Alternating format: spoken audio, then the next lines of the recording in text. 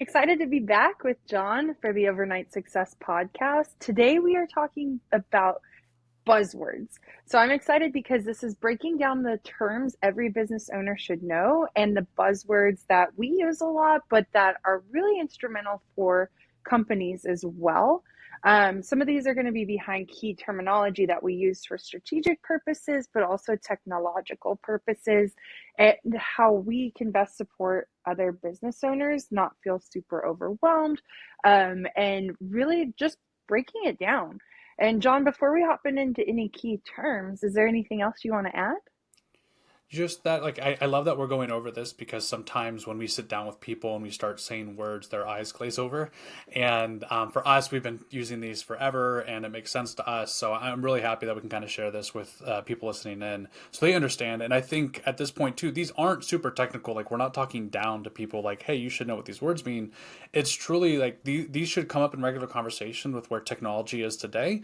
And your business should start to understand these because you should be using some of these key terms at somewhere in your business. So I'm really excited to jump into these.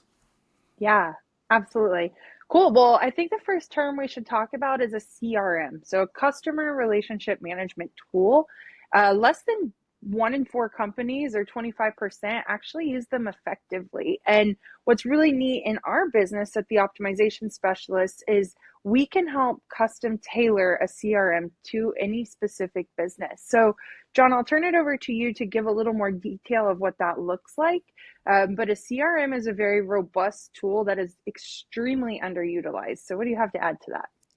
Yeah, 100%. I mean, honestly, we always say, like, what is the most basic CRM that I can start with? And, like, if we go really, really basic, we could just say a spreadsheet, right? Like, for the biggest goal of the CRM is to make sure you have a log and you're tracking all of your clients. So starting there, like, that's the main theme of this. But if you really want to get advanced and really like help scale your business, that's where we want to get into a tool like the toolkit, where I get to have a lot of fun of customizing it to automate things and communicate. I think the biggest piece is understanding exactly what's going on with your leads and your clients. In some cases, just knowing their contact information, sometimes you could say your phone is a CRM because you have all of your leads or people that you've met at a networking event. But having notes in there to understand what their intentions are, when's the last time you spoke with them, scheduling appointments, things like that. I think that's really big in the CRM side of things. But really, it's that pipeline. I think that's where we bring in a lot of people because if you're serious about a potential lead, you want to make sure you understand like which stage of that they're in and that they don't fall through the cracks. In many cases, we've shared a business card or like, hey, I sent them an email last week and then it just falls through the cracks because you're busy. Like we're all busy business owners and we're working on things. So if you have 500 or 1,000 contacts in your CRM, great. But if you have nothing in a pipeline, then they're like, hey, here's the 5 leads that I'm focused on this week, then very quickly you can fall through the cracks. And they're busy, right? Sometimes they might be ghosting you because they're not interested, but other times they're busy. So those nice follow ups are really good. If you can automate that, great. I know sometimes we work with clients and they want to put that personal spin on things, which I fully respect, but there are times that you want to make sure you automate, even if it's just something as simple as calendar reminders or appointment reminders after they schedule with you. But the more that we can integrate into like your CRM as a central location, the better. I talk with Evolve, and their marketing person is in the toolkit every single day. She lives out of it, and that's what we enjoy working with those customers because we can get a lot more customized, and we can pretty much build an entire process off of it, versus just a place to store contacts and emails. Yeah. And one other thing I'll add into the CRM component, I really like that we can do emails and that we can automate the newsletters, right? And we can also have one central place where you're connecting all of your communications. So you talk about the pipeline and getting that customer. We're really talking about a workflow optimization. And when we look at that, we're looking at systematizing things. So saving yourself time, energy, money, right? System, didn't realize it could be an acronym, but love that because when we look at context switching and different forms of communication, there's so many out there. But what's really neat is in the toolkit or a really robust custom CRM, you're able to really enhance the way you communicate with your leads and with your clients. So that's super powerful, which kind of leads me into the next term here is let's talk about automation and integration and what that looks like, not only in the toolkit as a CRM, but what do those terms mean and how can they help serve business owners in their daily business? Yeah, 100%. So automation and integration sometimes can be used interchangeably, but I look at automation kind of within the single piece of software itself, and really that is moving data within the same system. So automations really come in, I think, on the project management side, even with a Monday or a ClickUp. And it's essentially as statuses change, we notify people or we move them to the right location. A lot of it comes down to the different pieces of data. But like we're trying to make sure that people don't have to manually update other people more than anything. So it's automating that communication. So we mentioned everybody listening is probably at some point filled in or signed up through a Calendly link, and so the emails go out as soon as you sign up. Said, hey, thanks, we got the appointment set up the day before, an hour before. You get those email automations. Like that is a very basic automation, but it at least makes sure that I don't have to remind you. It's something that I once I set it up the first time, I set it and forget it, and we kind of kick things off there. But on the if we look at the CRM on the toolkit side, we look at automations internally. If we go back to the pipeline example, as people move through a different pipeline, again, communication kind of automatically gets sent out, or we get notified. Somebody fills out a form, we automatically notify the business owner so that they can reach out immediately, or start that communication immediately. So a lot of it is pretty simple things, at least from with our experience. But so many people have like all of these checkpoints along the way that it one distracts you because you have to stop what you're doing, go in, follow up with the customer. But two, it just adds a lot of that manual work and it can slip through the cracks. So if it's not distracting you and you don't have it set up, then you're losing it. So I think that's really big on the automation. On the integration side, it's really about connecting two different apps together. So one, you don't want to have to enter the same information into multiple systems. And even if you go from the customer experience side, like with Evolve, they fill out this waiver, they answer all of these questions, and then they get to the counter and they said, okay, I now need to add you to our gym software.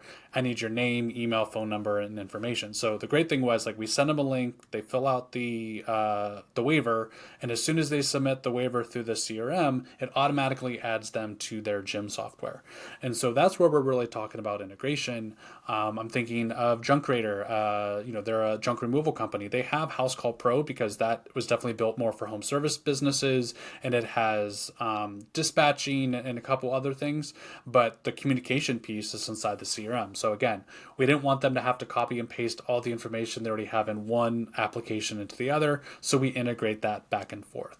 So I think that is where things start to get really not complicated, but advanced, I guess you could say, but also really valuable because a lot of companies have multiple apps and like there's just information that could be lost.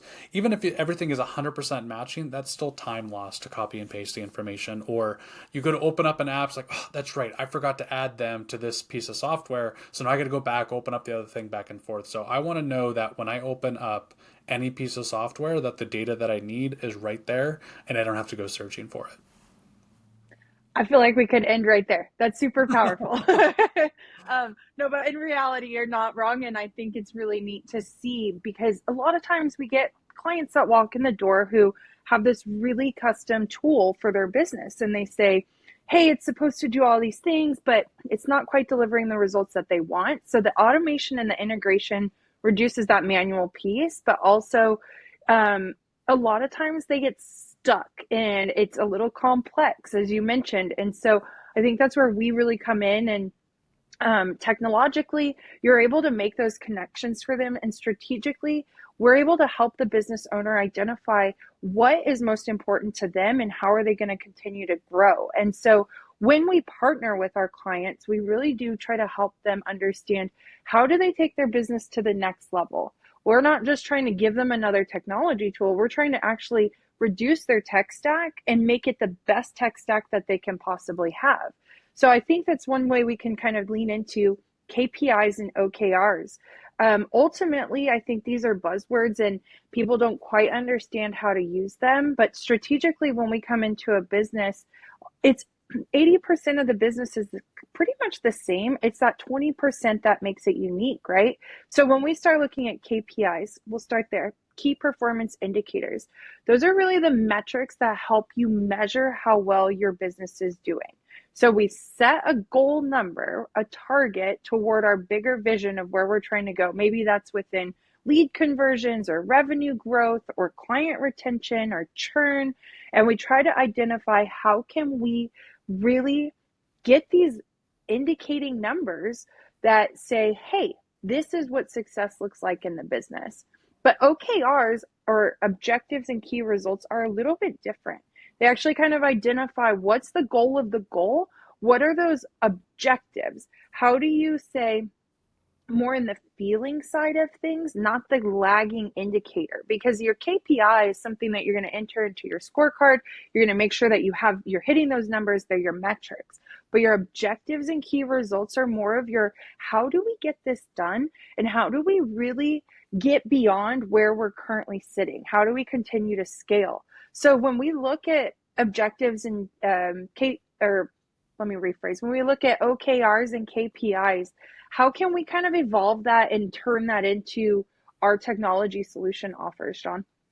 Yeah, I love that. Well, first, I want to highlight too. I always feel like you start with that objective and work backwards. So, an objective of we want to increase sales 20% this year. Like, cool, like that'll be a great outcome. But what do you need to do in order to do that? And so that might mean 50% more sales calls, right? Or whatever that is. And so I think that's where the technology piece comes in.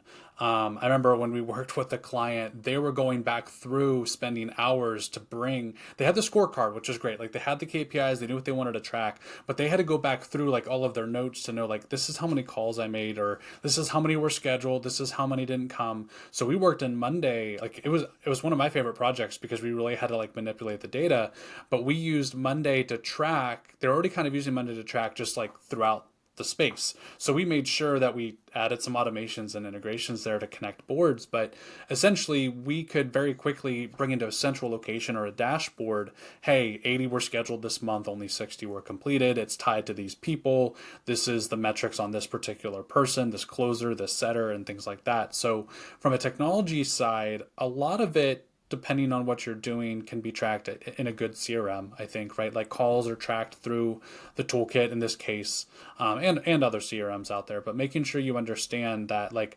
because you're using, the more you centralize around a single piece of software, as long as it has those abilities to track the different things, whether it be emails, calls, projects, tasks completed, all of the, on the project management side, like all of a sudden your software that you're using day in and day out is automatically kind of creating the metrics for you, and then you want to bring those in and track things. So I think that's one of my favorite things is I would never create a KPI around the technology. You create your KPIs first, but hopefully 80% of those KPIs can kind of automatically be tracked with that technology. Yeah, absolutely. And I think that's a big thing to touch on. So one thing within the optimization specialist, we really do focus on three technologies, right? We have the toolkit, which acts as our CRM. We also have ClickUp or Monday.com, which acts as the project management tool. Our goal is to help alleviate friction. And so how can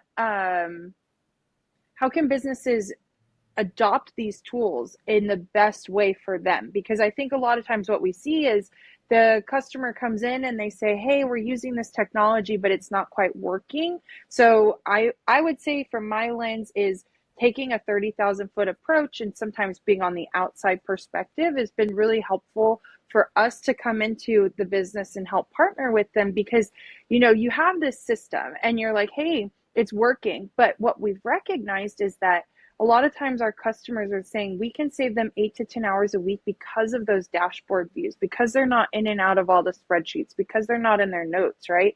So I really like what you brought in there and said, you shouldn't make your KPIs based on your technology, but your technology should help support support and save you time, money, and energy.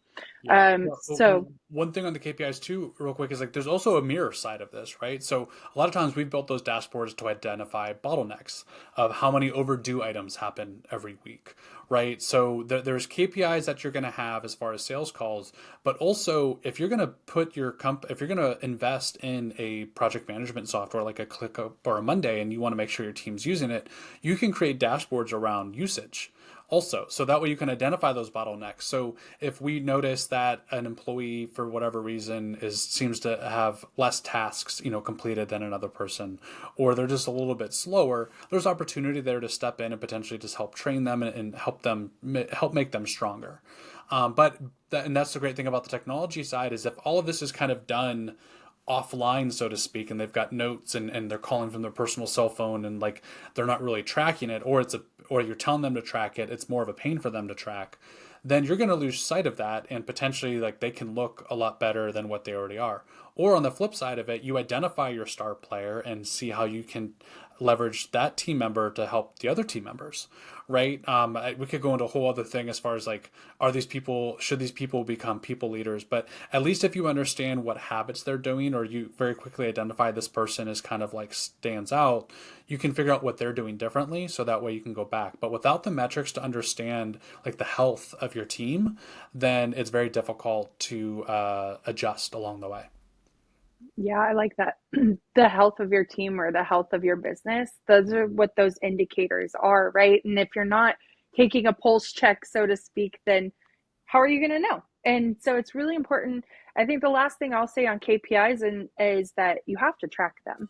So the biggest thing is they're just a goal to start. You don't know if it's right or wrong. Give yourself some grace as you're building out your KPIs, but fundamentally, you should have things in there like revenue growth, lead conversions, client retention rate. Like those things are going to help you build your business. So I want to shift gears a little bit. And I remember when we first started together, John, I had no idea what an API was or a webhook. So could you explain what those are and how we help our customers with those? Yeah, these are definitely the two terms where I typically lose anybody that I'm talking to at a networking event or anything like that. So, APIs from a technical perspective is just the ability, it's essentially an endpoint that I can send data to and then it saves it in that system. It's really the way that any website or any web platform out there works. And when I talk about APIs and webhooks, we'll get to in a second, it's really just making sure that the software you have has the ability to be connected to, back to that integration piece, right? And one of the most basic ways to understand this is if you type in the app name and Zapier, or app name and make.com, the two softwares that we use to integrate systems back and forth, then very quickly you can understand like how friendly is this software to connect to other softwares. And so when I look at like a Make or a Zapier, this is using nothing but APIs to send the data back and forth. So to the example earlier, when we talked about when we talked about Evolve, inside of the toolkit, somebody fills out a form, and then at that point, I call an API, trying to make this as non-technical as possible, but essentially through Zapier, I basically say, hey, can you send the first name, last name, email, phone number, and their address over to the gym software. And so the gym software is what actually has the API, and it basically says, if you give me the first name, last name, email, and the address, I will create a new member inside of the system, and then you'll have them in there forever, essentially. So that's how we use APIs to send data back and forth. So that way, you have the one system, you push a button, or there's some type of trigger, and then you send it over to the other side. Webhook is kind of the opposite side of that, where it's more or less listening. And so sometimes you create a webhook where when I add a new member to the gym software, I then send that data immediately over to my CRM software. And so when you send those webhooks, it's kind of just, it's waiting for that trigger, and it's kind of what triggers everything. And so a lot of times inside of our Maker Zapier, like we'll create like this, again, a webhook that's just waiting for information. And then as soon as it does, again, I'm looking and said, hey, if you send me the first name, last name, and email, I then capture that and then I send it wherever it needs to go. And a lot of times, like where it gets a little bit more complicated is we might put logic inside of there. Like if this is a A lead, I send them to this software. If this is already a customer, I do this other thing. And so that's where things definitely start to split off and get a little bit complicated. And like that's not what this conversation is about. But really, APIs and webhooks work side by side, and it's how we send data back and forth. And as long as your software has some type of integration, typically, also if you just type in your software and type in integration or API, you might see documentation. And again, you don't need to understand the documentation always, if you hire an expert to kind of help with that. But I have had, there was a gym here locally. I was reaching out and said, hey, do you guys have APIs that I can work with? And they're like, no, we don't. And I was like, well, it's going to be like, it was very difficult. And really, we weren't able to work with that client because I have no way to send the data back and forth. So essentially, they'd be going backwards and doing what we said not to do. Where cool, we could automate the communication inside of the toolkit, but every single time a member joins, you're gonna have to retype all their information inside of the gym software, and it was kind of hard to get that 8 to 10 hours back because they're gonna have two systems open all the time, and it wasn't that simple. So that's where APIs and webhooks come in greatly. I think at this point, like any modern software is gonna have them. Some of them are more complicated than others, but the best out there, definitely, even from a small business owner perspective, is if you type in Zapier or make.com after it and it's available, then you could learn the Zapier pieces of if this, then that. If customers added to app A, add that new contact information to app B and kind of go from there. Yeah. And thank you for touching on what Make and Zapier do, because I think for a second, maybe we lost some of the audience, but ultimately it is a bridge to connect those platforms. So I think that anybody could get in there. Like, it is pretty user friendly, but when the logic gets more complex and you're trying to make these things happen that, the marketing all says you can do it with Monday or ClickUp or your CRM. And the issue is that we just, as business owners, don't have time to figure out all these technologies. And so hiring the expert is where we can come in, and you don't have to know what an API is or a webhook or these different tools. We can actually house those things for you and really save you time. And we're not here to sell you something. Like John said, is if it doesn't work for you and we're going to make you double work because of the way things are in your current business model, we're going to direct you and reroute you to what is the best fit for you. So I want to shift us over into a key term called SOPs. So standard operating procedures. And there's kind of two approaches here. I would say there's a strategic approach and then a technological approach. And I'll actually turn it over to you, John, first to talk about how we can build SOPs within Monday or ClickUp to help our customers. And then if you leave anything out, I will jump back in at the end on the strategy side. Sure, yeah. So SOPs, we've also called them playbooks before. I think is another great thing, and really when you're going down, if we're looking at team dynamic, cool, you have all of these new tools, but there's a process behind how to use those tools potentially, and so as you hire new people, hiring is very costly from a time perspective, and so having a playbook to understand how we take a client from a first call all the way to booking or closing that deal, and then after closing the deal we integrate and we fulfill the promise that we made them.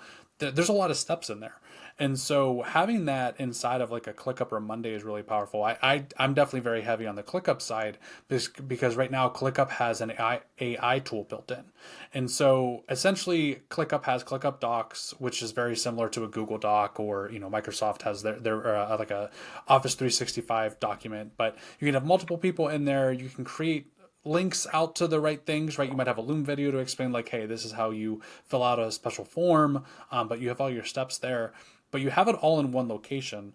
And then from the AI side of things, you can basically say, hey, how do I update a contact in the toolkit, as an example? And the AI brain will look through the 50 documents that you might have or the 50 SOPs and very quickly explain to you, because it sifts through all the information, just gives you back a plain human English answer, and it also links out to like the document where it got, or documents where it got all the information, which is really cool from a technology side of things.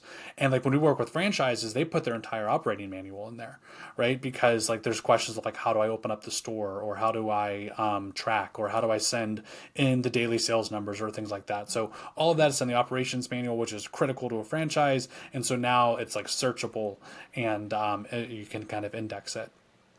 The other cool thing is you can sometimes even tie it and templatize it for items themselves. So a franchise, another great example, they launch and they have like 50 tasks or 100 tasks that it takes to get a brand new location open for a brick and mortar type of franchise.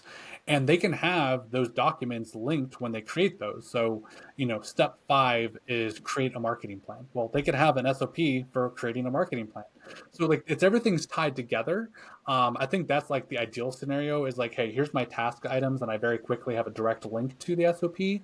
But the step behind that is just have your main knowledge database, your knowledge base of all of your different SOPs, and they get updated along the way.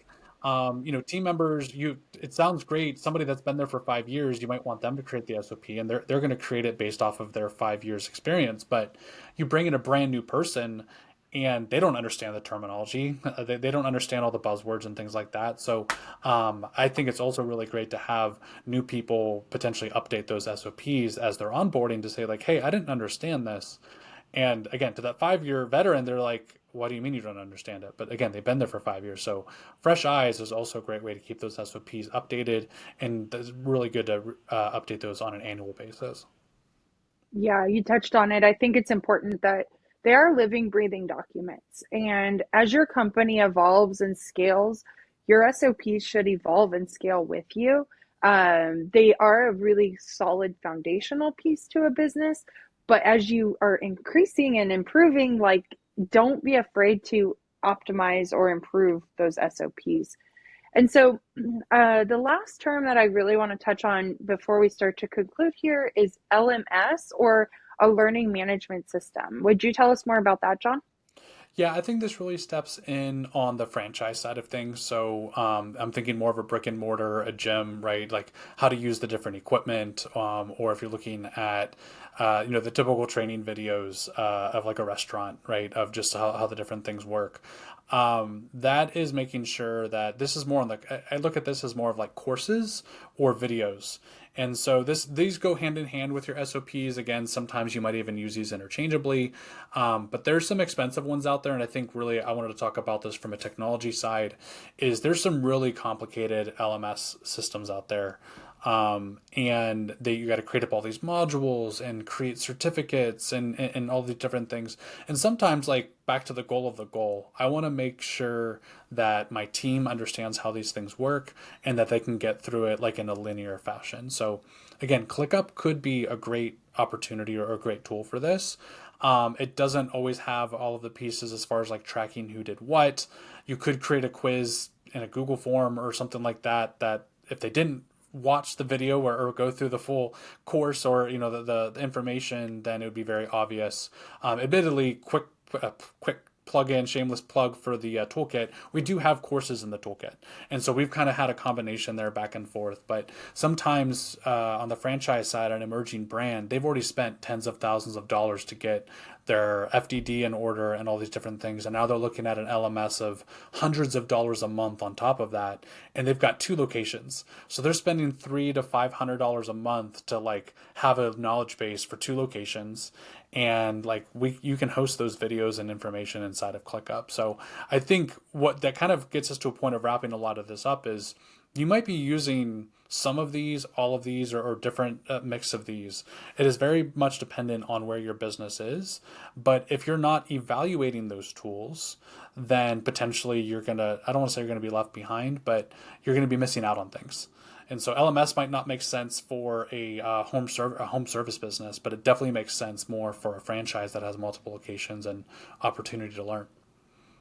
100%. And I think that's a great way to conclude us here. At the end of the day, we did want to kind of break through some of these buzzwords. We use the terminology a lot on our day to day, but a lot of customers, I don't think, know what these are. So, empowering you to kind of take the action and learn what they are, but also lean into a specialist like us to help. So, I'll plug here that we do have a technology audit. So if you feel like you're having any issues with your technology or you've got disjointed systems, you're like, hey, I think these things are working. I know last week we were on a call with a customer who said, I'm using this CRM and we only are at 18% of utilization. I didn't know it was so robust. I didn't know it could have so much power. And when they looked at the next 82%, they were like, well, we don't even know how to make it work. And so we talked through with them what the toolkit could do for them and what it could offer, which is that CRM component. And it's really to help save time, money, and energy. So if you're interested in a tech audit, go visit our website, theoptimizationspecialist.com, and we'll be happy to hop on a call with you. And we have other episodes coming up in the near future where we'll actually be bringing guests in to speak with us about their quote unquote overnight success, because we know it's not something that happens overnight, but we are here to learn about the journey. So, John, with that, is there anything else you want to add? No, I think it's just good to evaluate your systems. We didn't really mention other CRMs just to understand, there's HubSpot out there, Salesforce, and about 100 others. And to your point, sometimes they're really complicated and you might have purchased more than what you need. So utilization is a big piece, making sure it can connect with your other systems. But at the end of the day, you have employees and they're spending 40 plus hours a week inside of these systems. And if there's any weak link in that system, then the team is just not going to be as productive as they could be. So understanding these buzzwords, realizing how they can tie into your systems is really powerful. And we have more to come as far as learnings. And I'm really looking forward to the guests that we're going to be bringing on real soon. Yep. Until next time. See you later. Thanks.